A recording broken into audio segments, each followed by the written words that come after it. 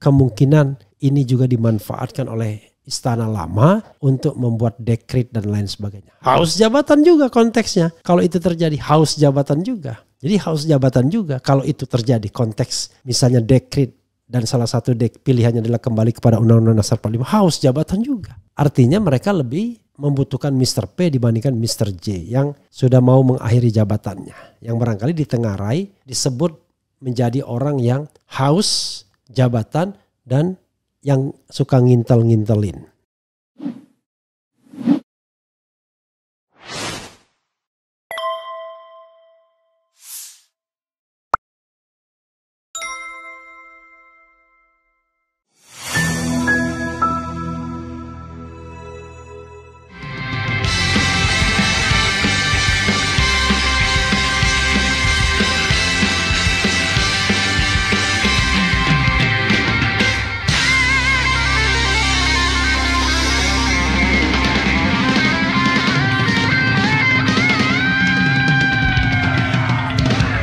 Ada yang nggak mau move on, ya udahlah, iya kan? Nggak apa-apa. Kita tidak mau terpancing, ya kan? Kita juga bukan anak kecil, ya. Jangan pakai alat-alat yang dulu-dulu, cara-cara yang dulu-dulu, adu domba, ngintel-ngintelin orang, ya. Ngintel untuk rakyat, untuk bangsa, jangan ngintelin lawan politik, nggak enak itu. Sudah stop, jangan terlalu maju lagi itu. Assalamualaikum warahmatullahi wabarakatuh, sobat RH sekalian. Jumpa lagi kita di channel yang keren ini, keren cadas. Ya, sahabat RH sekalian, Prabowo marah ngintel-ngintelin ya. Kita kemarin sudah singgung soal intel-intelan ini, tapi kita akan kaitkan dengan Pilkada DKI, dengan Anies Baswedan dan dengan RUU Pilkada. Jadi pertanyaannya tetap, siapa yang ngintel-ngintelin itu? Itu kan pertanyaannya. Jadi sahabat RH sekalian, lalu video tentang haus jabatan. Siapa yang haus jabatan tersebut? Apakah orangnya satu ataukah orangnya berbeda? Nah sekarang, ya, konteks bicara tentang haus jabatan, intel-intelan, ya, kemudian pengaruh asing, tapi pengaruh asing ini kamuflase untuk agenda tadi, agenda dekret misalnya, kemudian membantar tak hubungan, itu kamuflase juga. Jadi kalau kita bicara intel-intelan, yang jelas pasti bukan Anies yang ngintelin Prabowo, ya. Bukan kelompok Anies atau kubu Anies. Bagaimana dengan kubu Ganjar? Ganjar tentu tidak punya kemampuan. Yang punya kemampuan adalah PDIP. Tapi apakah iya PDIP masih punya hubungan yang kuat dengan BIN misalnya? Dan apakah BIN itu masih dalam rentang kendali PDIP misalnya? Karena hubungan dekat BG dengan Mega misalnya. Saya kira ketika renggang hubungan dan menjelang Pilpres, pastinya itu sudah dilumpuhkan. Maka theoretically, saya secara teoritis ya, yang pegang badan intelijen atau intelijen, ya pastilah istana yang sedang eksis. Jadi dipapas, dipotong kendalinya dari, katakanlah dari pengaruh PDIP. Maka Istana Lama lah yang punya potensi untuk ngintelin. Apalagi misalnya berdesas-desus atau ini walau alam ya, bahwa Istana Lama nitip orang untuk terus mepet istana baru ini ya.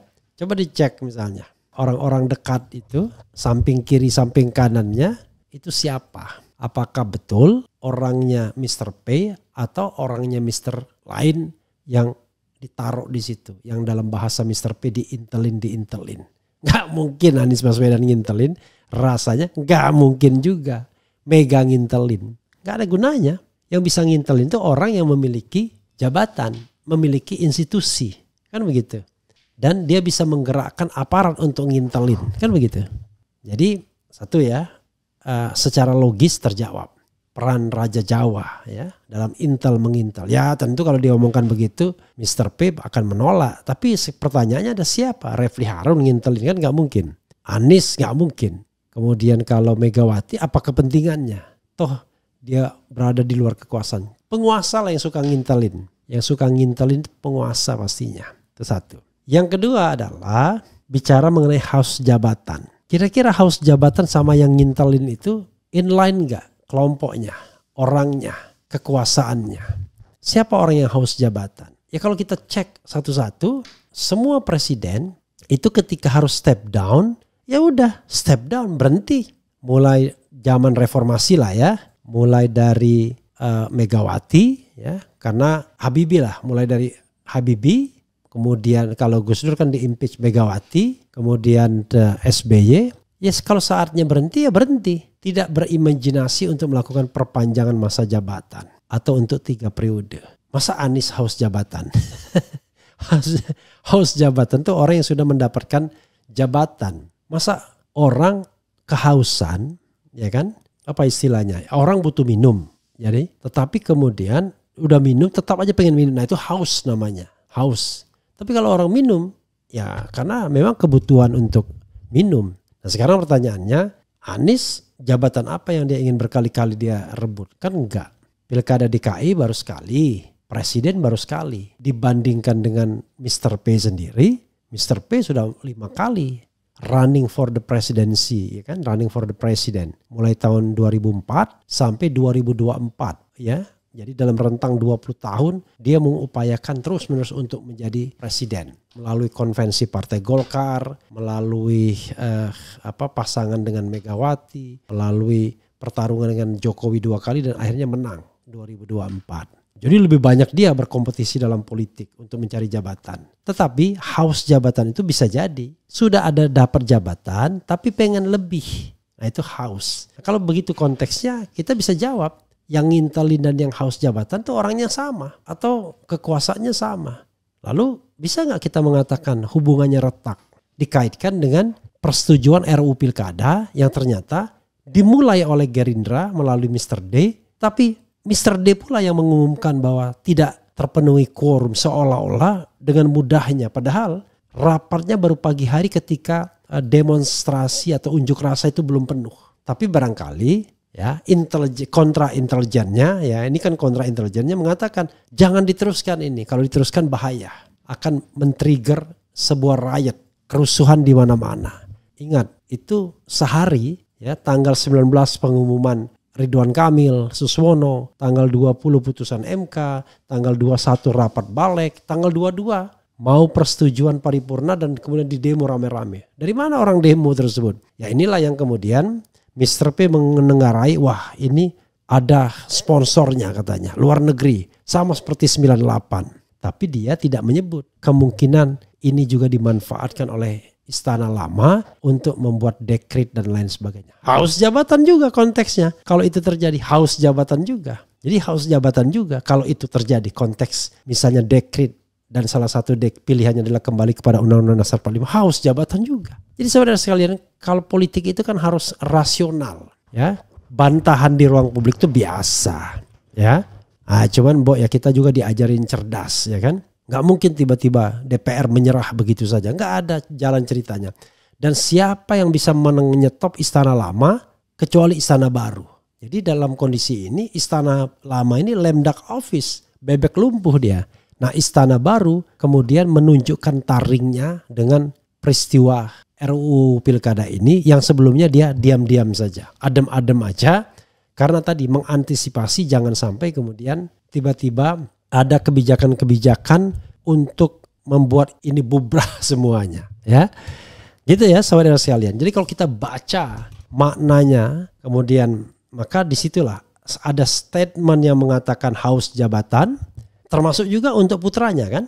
RUU itu kan untuk putranya. Ada statement yang mengatakan diintelin, maka klop dengan statement yang mengatakan ditinggalkan. Karena kalau kita lihat ya, kalau kita lihat sahabat era sekalian, biasanya kalau ada Mr. J, semua ketua umum partai politik itu hadir, ya kan? Dan tidak mungkin tidak diundang kalau ada Mr. J. Tapi coba lihat berapa ketua umum partai politik yang hadir.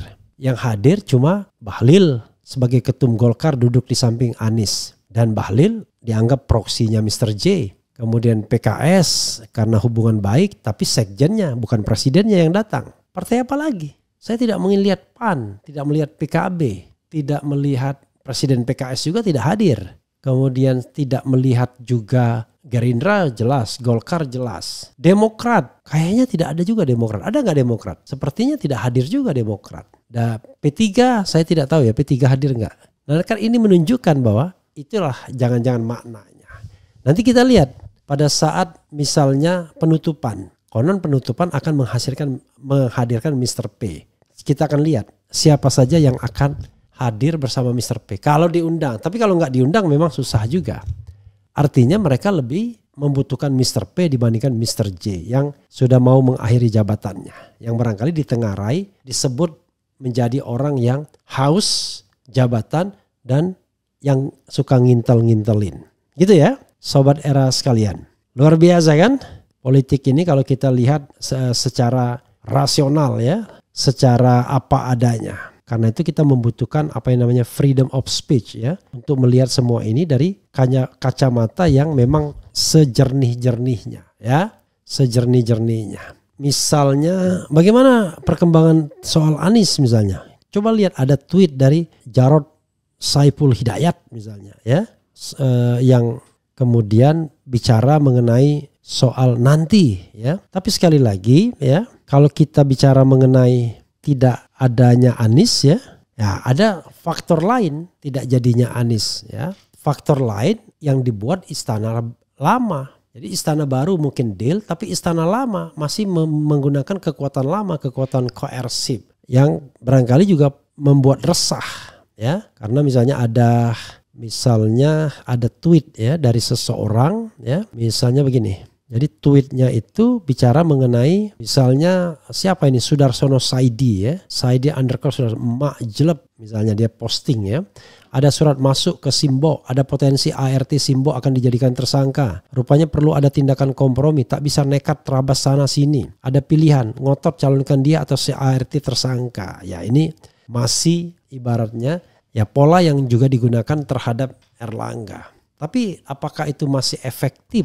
Untuk misalnya dalam tanda kutip mengancam katakanlah partai seperti PDIP. Ataukah tidak sebaliknya karena ada kompromi, ada kesepakatan di belakang layar dan Anies tidak masuk di dalam paket. Walaupun dijadikan bahan tukar tambah tersebut. Jadi sobat era sekalian tentu hal-hal ini harus kita lihat ya. Dan tetapi paling tidak sebagai gambaran kalau hari ini misalnya Anies dicalonkan maka gini. Kalau negosiasinya lancar, game Anies tidak akan dicalonkan. Tapi kalau negosiasinya tidak lancar, nah Anies bisa dicalonkan. Jadi Anies ini akan dicalonkan kalau panggung belakangnya itu belum sepakat. Tapi kalau panggung belakangnya sudah sepakat sana sepakat sini, maka Anies Mr. A tidak dibutuhkan lagi sebagai alat negosiasi, ya, sebagai alat tukar tambah. Itu yang bisa kita lihat ya. Nggak enak ya. Ya itulah politik. Jadi saya kira kalau misalnya panggung depannya mengatakan kami lebih mendahulukan kader kami. Ya itu tidak ada yang salah dengan pernyataan itu. Kalau panggung depannya mengatakan bahwa bagaimanapun kami harus menghormati kader sini. Nggak ada yang salah. Jadi itu pernyataan panggung depan. Yang nggak ada salahnya. Masa salah? Kalau misalnya PDIP mengatakan kami akan mencalonkan kader sendiri karena kader kami banyak, enggak salah juga. Emang siapa Anies Baswedan sehingga dia wajib dicalonkan? Kecuali tadi dia dijadikan alat tukar tambah, alat untuk bargaining position agar kemudian mendapatkan keuntungan yang semaksimal mungkin dalam negosiasi politiknya. Wah kami enggak begitu. Iya, panggung depannya, panggung belakangnya. Kan politik itu the art of possibilities dan dia penuh dengan negosiasi ya. Oke, kita bacakan komentar Sobat RH terkait dengan hal ini. Semangat Bang Refli. Harga bersahabat Yamin sing sahabati Soekarno yang nyengir sing sahabati Patimura Dasmet. Apa ini maksudnya ya? Siapa lagi yang bisa ngintel kok buat politik? cermin mana ya? Prabowo debat Pilpres, kalau Presiden Jokowi diktator, Anda tidak akan jadi gubernur DKI Jakarta. Dan sekarang titik-titik. Ah, ini Fitri ini. Kita nggak bicara kita nggak bicara benci dan tidak benci. Yang kita bicarakan itu adalah sebuah analisis. Bahkan ada analisis terbaru, misalnya ada informasi walaupun perlu diklarifikasi. Anies mau direkrut juga ke dalam pemerintahan Prabowo. Sok kan Anda kan? Nah pertanyaannya adalah, loh kok bisanya? Iya, salah satu cara menundukkan, salah satunya adalah direkrut. Kan ilmu Sun Tzu. Kalau seandainya Anda mampu, tundukkan. Kalau tidak mampu, jadikan teman. Nah, jadi menteri itu kan suatu saat bisa diberhentikan. Dan itu jauh lebih mudah untuk menundukkan lawan. Jadi, dan apakah berhasil ke arah sana? Kita lihat nanti post factum. Sebenarnya apa yang saya katakan ini saudara sekalian ya, akan gampang sekali dan mudah sekali terlihat pada tanggal hari ini, besok dan lusa. Siapa yang dicalonkan oleh PDIP secara post factum. Walaupun dalam hati kecil saya masih berharap ya PDIP mengusulkan Anies dengan pikiran yang rasional dan objektif demi kemenangan. Tetapi kalau akhirnya tidak jadi, ya itu tadi ada deal di belakang layar yang kemudian kita tidak bisa jangkau sebagai panggung belakang. Begitu ya. Pak Refli, inilah politik Indonesia sangat pragmatis, semua dangkal hanya menakar untung rugi bukan untuk kemaslahatan rakyat. Saya kira tidak hanya politik Indonesia ya, politik luar negeri juga begitu. Cuman kita tidak tahu ya. Saya kira ini khas negara-negara berkembang mungkin ya. Kemudian bukannya yang haus jabatan itu Prabowo toh ya. Tentu dia tidak mungkin menunjuk dirinya sendiri ya. Haus jabatan itu tentu orang yang sudah menjabat tapi pengen lagi ya. Sederhana tapi bikin Mulyono CS kejang-kejang. Bang, kira-kira nanti Mr. Phantom akan pegang BIN, KPK, Jaksa, Polri juga kah buat kepentingan beliau sama dengan Mr. Jack? Ya sama, nggak mungkin nggak. Sama polanya. Makanya saya berharap bahwa elemen-elemen demokrasi. Karena gini, Mr. Phantom ini tidak ingin ada oposisi. Dia ingin merangkul semua kekuatan politik yang ada demi satu kata yang katanya persatuan. Padahal kita tahu tidak mungkin ada visi yang sama. Wah, bukankah visi kita membangun? Iya, visi besarnya sama. Tapi cara mencapai visi itu kan bisa berbeda-beda. Misalnya, mana yang kita prioritaskan? Makan siang atau membangun IKN? Itu udah ribut kan? Mana yang kita prioritaskan? Bangun jembatan atau bangun pelabuhan? Itu juga sudah ribut. Jadi kita tidak... Kalau kita bicara besarannya, iya kita cinta negara, ingin rakyat sejahtera. Tetapi begitu going into detail dengan anggaran terbatas, baru kita ribut. Ya sama saja ketika kita menggunakan manajemen rumah tangga. Kenapa bisa ribut suami istri dan anak-anak? Karena anggaran terbatas, keinginan banyak, ya kan? Jadi tidak heran kalau kemudian akhirnya rebutan untuk diprioritaskan, begitu ya. Kalau menurut saya, yuk kita dukung Pak Prabowo, kita lihat dulu. Ya, saya kira saya juga menyarankan demikian. Kita lihat ya, sambil kemudian menggarisbawahi apa yang dia katakan. Misalnya memberantas kemiskinan, ya, kemudian memberantas korupsi. Saya nanti bikin konten setelah ini. Mau berantas korupsi, yuk coba berantas itu anggota DPR, menteri, kemudian polisi, kemudian macam-macam. Karena elemen korupsi itu ada di semua institusi. Dan kita tahu itu. Tapi kalau misalnya from the beginning Mr. P merekrut orang-orang bermasalah, ya sudah. Itu namanya cuma omon-omon doang untuk memberantas korupsi. Kan begitu. Oh tapi strategi. Ya kalau kita pakai strategi mengalah melulu, kapan kita menangnya? Ya. Orang yang haus jabatan adalah Wowo. Dari dia di Golkar jadi cawapres. Capres 3 kali dan dia menang dengan menghalalkan cara haram. Saya harap Refli Harun tetap mengkritik dan jangan percaya Wowo seperti Syah Ganda. RH Ferry Amsari BP3 for Hakim MK. Iya itu kalau kita bisa milih ya kan. Kan harus kita ikut competition ya. Anies harus punya exit plan. Mumpung Kim belum daftar ke KPU. Bikin koalisi semut sama Pak Sandi. Anies Sandi jilid 2 partai P3, Perindo, Umat, Buruh, Hanura cukup. Ya mungkin ya. Kalau digabung kalau P3, Perindo, Umat. Tapi apakah P3 mau? Jangan lupa P3 ya dipegang oleh istana. Tapi dengan istana retak begini yang katanya meninggalkan satu demi satu. Tapi ya tetap saja dia tidak mau meninggalkan, meretak. Karena yang memegang Kim Plus ini bukan lagi istana lama bro. Tapi istana baru ya. Istana barulah perekat adanya Kimplas ini sebenarnya. Istana Lama sih sudah nggak punya gigi lagi ya. Gigi terakhirnya adalah gigi terhadap Golkar ya. Tapi gigi terbarunya nggak ada lagi.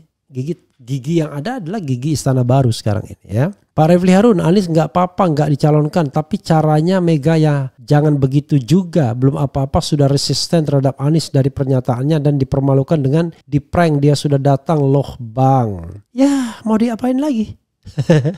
Blok Medan bahas dong bung. Ya kalau kita bahasnya cuma omon-omon doang nggak punya fakta dan data ya susah juga. Kan sudah berkali-kali saya singgung ya gitu. Karena dan saya juga bukan ekonom ya. Harusnya yang bahas itu Faisal Basri ya. Bung RH, kira-kira kenapa Pak Anies nggak buat pernyataan bahwasanya beliau tidak jadi diusung PDIP ya, biar masyarakat tahu yang sebenarnya. Nah inilah orang seperti Anies ya, tidak mau frontal ya, orangnya tidak mau frontal, walaupun sudah dihianati, disakiti nggak mau frontal. Bahkan dia menjadikan dirinya sebagai pusat cercaan dan makian. Dia nggak mau frontal dia. PDIP ketakutan usung Pak Anies, ada tekanan atau penawaran menarik dari Kimplas. Kalau saya mengatakan dua-duanya, bisa stick, bisa carrot atau dua-duanya. Ada penawaran yang menarik, ada tekanan juga. Jadi jangan salah bahwa sekarang Istana Baru pun menurut saya sudah bisa menggerakkan state aparatus, menggerakkan orang-orang tertentunya sudah punya jalinan, sudah punya kekuatan, sudah punya basis di misalnya APH, aparatur penegak hukum. Jadi ya begitulah politik kita ya. Anda mau apa coba ya. Kecuali ya kita murnikan politik kita. Kita melakukan purifikasi terhadap politik kita. Muncul pemimpin baru yang apa ya istilahnya. Yang jauh lebih toleran dengan perbedaan pendapat. Tapi punya visi yang strong terhadap negara ini. Memberantas korupsi, mengentaskan kemiskinan dan lain sebagainya. Apakah orangnya Prabowo Subianto? Wallahu a'lam bishawab. Saya mengatakan ini kan soal pendekatan saja. Saya pesimis, tetapi dalam hati saya sebagai warga negara ingin Mr. P berhasil dan kemudian negara kita betul-betul menjadi negara yang sejahtera. Baldatun thayyibatun warabun, di tengah kebahagiaan orang yang berbeda pendapat, pandai, pintar, tidak dianggap cuma omon-omon doang. Jadi orang makannya baik tapi berpikirnya baik. Karena kalau cuma dikasih makan kita bukan bebek-bebek yang harus nurut terus dengan pemerintahan. Ya, orang yang berpikir itu bukan orang yang gak ada kerjaan. Karena berpikir itu membutuhkan sekolah, membutuhkan bacaan. Ya, dan kalau Anda ngomong saja tanpa misalnya analisis yang baik ya Anda tidak akan diperhatikan orang. Jangan khawatir Pak ya. Jadi orang yang omon-omon doang itu gak akan diperhatikan orang. Tapi kalau omon-omonnya benar ya jangan salah, kalau orang lebih percaya kepada yang itu daripada yang penguasa yang sesungguhnya ya. Misalnya nanti Mr. P sudah merekrut pembantunya. Tinggal head to head saja.